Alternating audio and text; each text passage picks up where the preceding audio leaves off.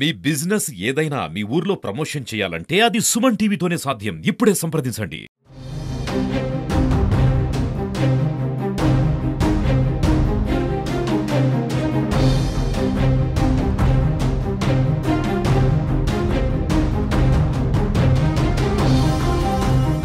నా పేరు Dutta Balaeswaraiah, retired gazetted head master, Giddalur, Prakasam జిల్లా.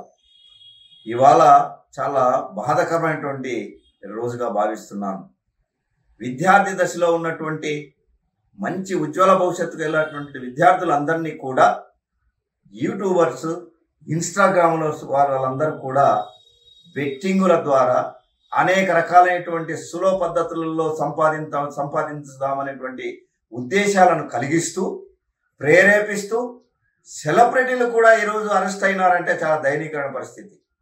విద్యార్థులను ఈ ఉజ్వల భవిష్యత్తును ఈ భారతీయ కొత్త న్యూతన సిటిజన్స్గా తయారు చేసేటువంటి ఒక ఉన్నతమైనటువంటి భావాలను పెంచాల్సింది పోగొట్టి వాళ్ళు జోబులు చిల్లుబడేటట్టు ఖాళీ చేస్తున్నారంటే ఎంత దయనీయకరణ పరిస్థితి, ఎంత దుర్మార్గమైనటువంటి పరిస్థితి ఒకసారి ఆలోచించండి.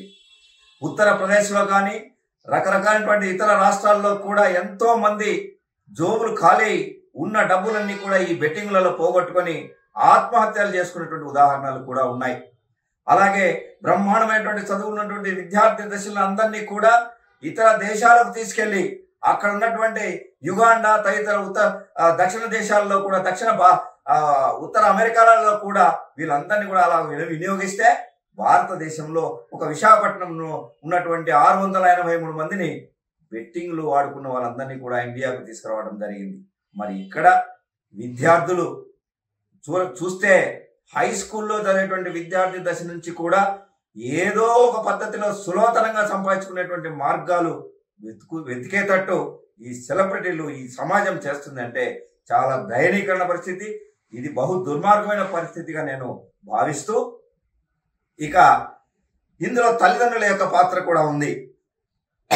వాళ్ళ ఆర్థిక స్తోమతను విద్యార్థులకు తెలియజేస్తూ అనుక్షణము వారికి యొక్క విద్యార్థి దశ నుంచే వాళ్ళ పిల్లలకు కౌన్సిలింగ్ ఇస్తూ ఏది నష్టమో, ఏది లాభమో, ఏది చేయకూడదో, ఏది చేయాలో మీ భవిష్యత్తుకు ఒక మంచి బాటను వేయాలని చెప్పేసి కౌన్సిలింగ్ చేయాల్సినటువంటి బాధ్యత ఇటు తల్లిదండ్రుల మీద కూడా ఉంది.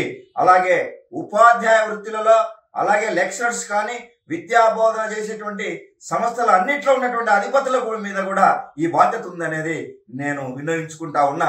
అయితే ఇవాళ సినిమా యాక్టర్స్ రకరకాలైనటువంటి పార్టీలో ఉన్నటువంటి రకాలైనటువంటి అజ్ఞానవంతమైనటువంటి సులభతరంగా డబ్బులు సంపాదిస్తామనేటువంటి భావనతో ముందుకెళ్తూ ఈరోజు 11 మందిని శిక్ష అనుభవించేటువంటి పరిస్థితి వస్తూ ఉంది. 381, 3, 4 సెక్షన్ల ప్రకారం వారికి జీవితకాలము అసలు ఉరివేసేటువంటి పద్ధతిని తీసుకురావాలనేటువంటిది నా అభిప్రాయంగా భావిస్తా ఉన్నా. ఇలాంటి బెట్టింగ్లను ప్రోత్సహించేటువంటి విధానాలన్నింటినీ కూడా యూట్యూబ్లలో లేకుండా చేసేటువంటి పరిస్థితిని కూడా కేంద్ర ప్రభుత్వం తీసుకోవాలని, అలాగే రాష్ట్ర ప్రభుత్వాలని కూడా ఇలాంటి అవివేకవంతమైనటువంటి ఈ సులభతరంగా మోసపూరితంగా సంపాదించేటువంటి బెట్టింగ్ సంస్థలన్నింటినీ కూడా ప్రవేశింపజేయకుండా చైనా నుండి వచ్చేటువంటి, మరి ముఖ్యంగా చైనా దేశం నుంచి వచ్చేటువంటి ఇలాంటి బెట్టింగ్ యాప్లన్నింటిని కూడా తీసేయాల్సిందిగా నేను ప్రార్థిస్తూ విరమిస్తున్నా.